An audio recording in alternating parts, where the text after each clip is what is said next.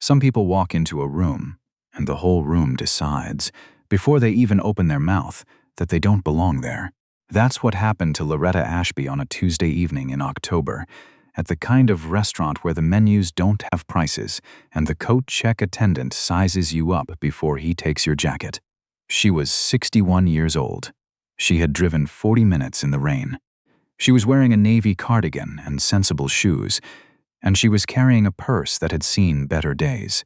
And when she pushed open the glass door of Maison Bellerive, one of the most celebrated fine dining establishments in Vancouver, the maitre d' looked at her the way people look at a wrong turn. I want you to remember that moment, because everything that follows starts there.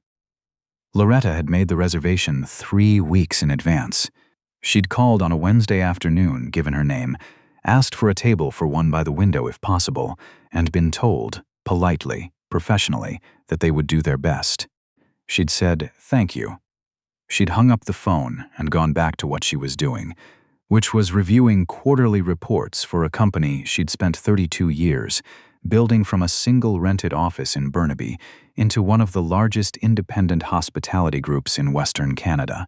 She wasn't coming to Maison Bellerive to celebrate anything. She wasn't coming to impress anyone. She came because her late husband Gerald had always wanted to eat there, and they had always found a reason to put it off, and Gerald had been gone for 2 years now, and Loretta had decided, quietly and without ceremony, that she was done putting things off. That was the kind of woman she was. Not dramatic about it, just decided. The man at the front was named Sébastien Marsh, 34 years old, assistant general manager, 7 years at Maison Bellerive. He wore his authority the way some men wear a new suit, a little too stiff, a little too aware of it. He looked at Loretta. He took in the cardigan, the purse, the sensible shoes. He looked past her shoulder, as if expecting someone else to walk in behind her. "Can I help you?" he said. "Not welcome, not good evening. Can I help you?" The way you'd say it to someone who'd wandered in off the street looking for a washroom. "I have a reservation," Loretta said. "Ashby, 7 o'clock. Sebastian's eyes dropped to the book on his podium. He found the name. His expression didn't change, but something shifted behind it, a small recalibration. "I see," he said. "One moment." He stepped away. Loretta waited. Around her, couples and groups moved through the lobby in good coats, laughing softly, trailing the smell of perfume and cold October air. A woman in a fur stole glanced at Loretta and looked away. The coat check attendant did not offer to take Loretta's jacket. Sebastian came back. He had, in those 2 minutes, apparently consulted with someone, because his posture had changed slightly. More decided now, more certain of himself. "Miss Ashby," he said, lowering his voice to the register people use when they want to seem kind while delivering news that isn't, "I'm afraid there's been an issue with your reservation." Loretta looked at him steadily. "What kind of issue?" "We're fully committed this evening. I apologize for any miscommunication when you called, but the table you were assigned has been reassigned due to a prior obligation." "I called 3 weeks ago," Loretta said. Her voice was level, not angry. Level. "I understand, and I do apologize.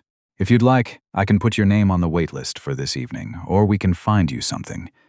He paused, just briefly. "More suitable." More suitable. Loretta let that sit in the air between them for a moment. "More suitable meaning what, exactly?" she asked. Sebastien smiled the smile of a man who has delivered this kind of news many times before and had never once been seriously challenged on it. "We have a lovely bar area where we do a limited menu. Very popular, very relaxed. Might be a better fit." The bar area, the overflow section, the place where they put people who didn't quite make the cut for the main dining room, but whom they couldn't quite bring themselves to turn away, outright. Loretta did not raise her voice. She did not make a scene.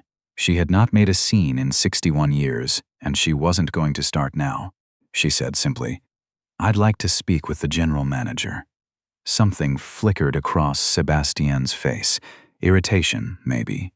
Or the particular discomfort of someone who had expected a different response and didn't have a script for this one. "The general manager is occupied with guests at the moment," he said. "I'm the assistant general manager. I can assure you that I'm fully authorized to." "Then I'll wait," Loretta said. and she sat down on the bench by the coat check, folded her hands in her lap, and waited. What Sebastian Marsh did not know, what he could not have known, because he had not bothered to ask, had not bothered to see past the cardigan and the sensible shoes and the purse that had seen better days, was that Loretta Ashby owned 11 restaurants. Not this one. She had never pursued Maison Bellerive. It wasn't her style. Too formal, too performative, too much theater on the plate and not enough food on it. But she owned 11 others, 2 in Vancouver, 3 in Victoria, 4 spread across Calgary and Edmonton, and 2 in Toronto that her daughter managed now. Casual fine dining, she called it. Places where the food was serious and the welcome was genuine, and anyone who walked through the door was treated like they had every right to be there. That was the whole philosophy, actually. It was on the wall of the Burnaby office. The original office, the one she'd never moved out of even after the company got big, in letters she'd had painted there herself 20 years ago. Every guest deserves to feel like they belong here. That is not a courtesy. It is the whole point. Gerald had written that, actually. Gerald, who had grown up in a small town in New Brunswick, where he and his family had been made to feel, regularly and in small crushing ways, that they did not belong in certain places. Gerald, who had believed fiercely and without apology that the antidote to that was not to fight your way into those places, but to build better ones. Loretta had built them, and she had put his words on the wall, and she had been building them for 32 years, none of which Sebastian Marsh knew or had thought to wonder about. As Loretta sat on the bench by the coat check and waited, and he went back to his podium and began attending to other guests with the smooth efficiency of a man who considered the situation resolved. In the far corner of the main dining room, at a table set for 4, a man named Loretta Ashby was watching the lobby through the glass partition. He was 40 years old. He had his mother's eyes and his father's jawline, and a stillness about him that people often mistook for indifference. He was not indifferent. He was at that moment paying extremely close attention. He had arrived 20 minutes early, a habit, and had been seated without incident, which did not surprise him. He was 6'2", wore clothes that cost what they cost without advertising it, and carried himself in the particular way that Sebastian Marsh and men like Sebastian Marsh had learned through long professional practice to read correctly. He had seen his mother come through the door. He had seen the look on Sebastian's face. He had watched the conversation at the podium, couldn't hear it, but didn't need to. He had watched his mother walk with complete dignity to the bench by the coat check, sit down, fold her hands, and wait. Rowan picked up his water glass, set it down, picked up his phone and looked at the time, set the phone back on the table. Across from him, his business partner Alistair leaned forward. Is that your mother? Over there?"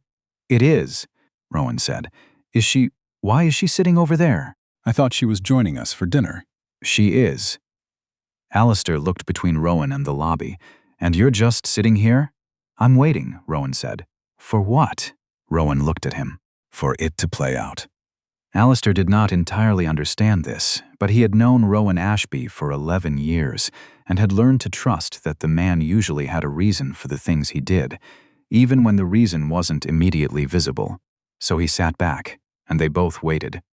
Loretta had been sitting on that bench for 12 minutes when the general manager finally appeared. His name was Clément Fournier. 52, French-Canadian, had run Maison Bellerive for 6 years.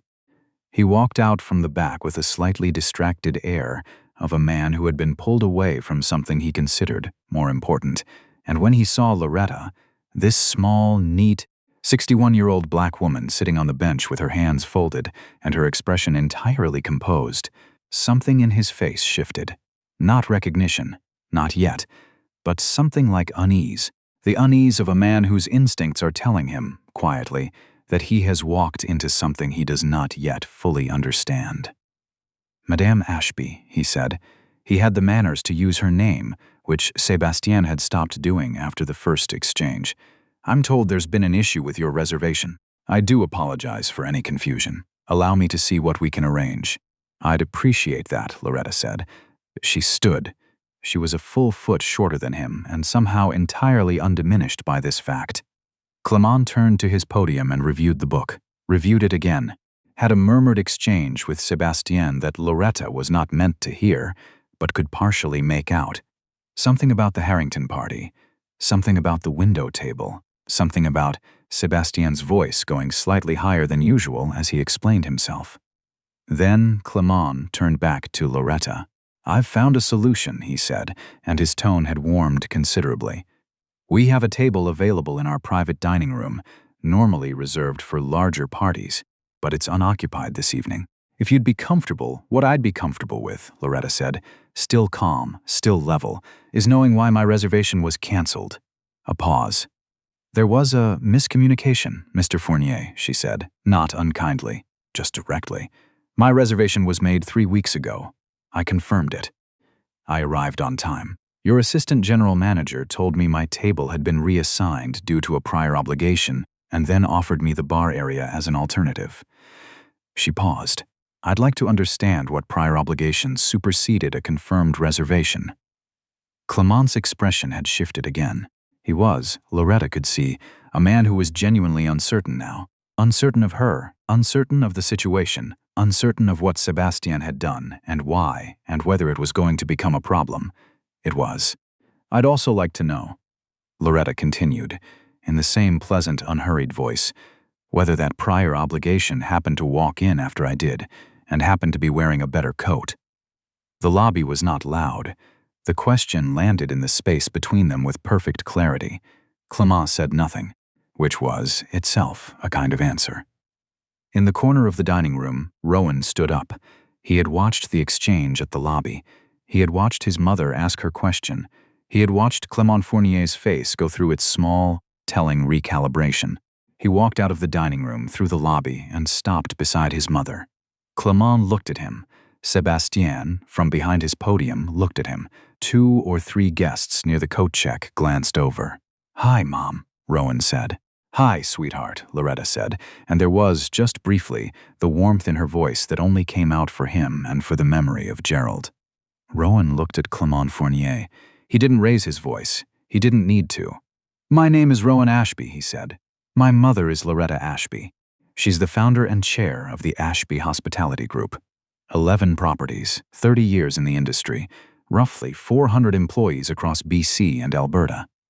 He paused. "We're also, as of last month, the majority partners in the Meridian Hotel redevelopment on Robson Street, which, I believe, your ownership group has submitted a proposal to provide the restaurant program for." Clement Fournier had gone very still. "She made this reservation 3 weeks ago," Rowan said. "She arrived on time. She was told her table had been given away. She was offered the bar area. He let that sit for exactly 1 beat. I've been sitting at my table in your dining room for 20 minutes. No one offered me the bar area." The lobby was quiet. "Now," Rowan said, "I'd like to have dinner with my mother. And then, tomorrow morning, I'd like you to call me. Here's my card, so we can have a different kind of conversation about what happened here tonight." He held out a card. Clement took it. His hand was steady, but the rest of him wasn't quite. Loretta looked at her son. Rowan looked at his mother. "Shall we?" he said. "We shall," she said, and they walked into the dining room together, past Sebastian Marsh and his podium and his careful recalibrations, past the woman in the fur stole who was no longer looking away, past the coat check attendant, who this time asked if he could take their jackets. They sat by the window. Loretta's original table, as it turned out, the one she'd requested when she called 3 weeks ago, the one that had been given that evening to a party of 2 who had arrived 45 minutes after her, and who were, she could see from where she sat, wearing very nice coats. Rowan ordered the tasting menu. Loretta ordered the halibut and a glass of Riesling and looked out at the lights on the water. "You could have said something sooner," she said. She wasn't accusing him. She was just noting it. "I know," he said. "You sat there for 20 minutes watching your mother get turned away at the door." "I did. Why?" Rowan was quiet for a moment. Outside, the rain had started again, soft and steady against the glass. "Because if I'd walked out there right away," he said, "the story would have been, man with money intervenes. The table gets sorted, Clement apologizes, Sebastian gets a talking to, and in 2 weeks everyone forgets it happened." He picked up his water glass.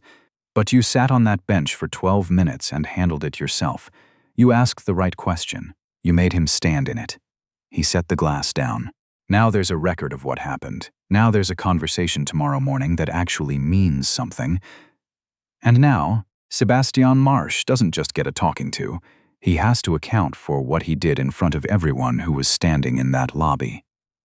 Loretta looked at her son. "Your father," she said, "would have walked out there in 30 seconds. I know," Rowan said. "Dad had a bigger heart than me." "Don't sell yourself short," Loretta said. He also had less patience for strategy. They both smiled at that. The halibut arrived. The Riesling arrived. The dining room moved around them, warm and candlelit, and for a while they just ate and talked about things that had nothing to do with any of this. About Loretta's garden, about Rowan's daughter who had just started at UBC, about Gerald and the trip they'd been planning to take to Nova Scotia the year he got sick. They were still at the table when Clement Fournier came back out. He stopped at their table. He stood straight. He did not have the look of a man delivering a service recovery. He had the look of a man who understood that something larger was at stake. "Mrs. Ashby," he said, "I owe you a direct apology. What happened tonight was wrong. The way you were treated when you arrived. There's no policy here that should have produced that outcome, and I intend to understand exactly how it did." He paused. "This meal is on the house, and if you're willing, I'd very much like to have that conversation your son mentioned." Loretta looked at him for a moment, unhurried, taking her time. "I'll accept the apology," she said. "You can keep the meal. I'm happy to pay for it. And yes, I think that conversation would be useful." She picked up her wine glass. "I've spent 30 years thinking about what it means to make someone feel welcome. I have some thoughts." Clement nodded. He left. Rowan watched him go. Then he looked at his mother. "You're going to end up consulting for them, aren't you?" he said. "I might give them a few ideas," Loretta said, and took a sip of her Riesling. The next morning, Rowan Ashby sent an email to the Meridian Hotel Development Committee. He laid out, in plain and careful language, what had happened the previous evening. He was not inflammatory about it. He was precise. He described the reservation, the arrival, the lobby, the bench, the 12 minutes, the question his mother had asked, and the face of the man who hadn't answered it. He noted that Maison Bellerive's ownership group had submitted a proposal to anchor the restaurant program at the Meridian. A proposal that spoke at length about the values of hospitality, about excellence of experience, about a commitment to welcoming guests from every walk of life. He noted that his mother was, by any reasonable measure, exactly the kind of guest those words were meant to describe. He did not recommend a specific course of action. He simply shared the information. The development committee met 3 days later. The decision they reached was their own. Sebastian Marsh was not fired, as it turned out, but he was removed from front-of-house duties and put through a full retraining program. He would later say, in an interview much later, that it was the most uncomfortable thing he had ever done professionally, and also the most clarifying. Maison Bellerive did not get the Meridian contract. A different group did, one that, as part of their pitch, had cited Loretta Ashby's philosophy by name. The words on the wall of the Burnaby office: "Every guest deserves to feel like they belong here." That is not a courtesy. It is the whole point. They'd found the quote in a profile of her from 2019. They didn't know she was connected to the decision. They'd just meant it. She found this out later and thought Gerald would have liked that very much. I've told you this story because I think about that bench a lot. Not the dining room, not the Riesling, not even the conversation the next morning. The bench, 12 minutes. Loretta Ashby, 61 years old, founder of a 30-year company. A woman who had built something real and lasting and good, sat on a bench by a coat check and waited, with complete dignity, while a man 30 years younger decided whether or not she was worth the trouble. She didn't argue. She didn't demand. She didn't perform her credentials, or pull out a business card, or make it easy for anyone to dismiss her as difficult. She just waited, and asked one question, and let the answer speak for itself. There's something in that I keep coming back to. How many Lorettas walk into rooms every day and get redirected to the bar area? How many of them don't have a son at a corner table? How many of them just leave? And what does it say about us that so much depends on who's watching? If you've ever been Loretta, if you've ever been told, in some language louder than words, that you don't quite belong where you're standing, I'd like to know. Leave a comment. Tell me what happened. Tell me what you did. And if you haven't been Loretta, I'd ask you to think about whether you've been one of the other passengers. Not Sebastien, not even Clément. Just someone in the lobby who saw something and looked away. Because the silence of a room can be its own kind of answer. If this story stayed with you, share it with someone who needs to hear it. And if you want more stories like this one, stories about dignity and what people do when they think no one important is watching, subscribe to Harmon Tales. We'll be right here.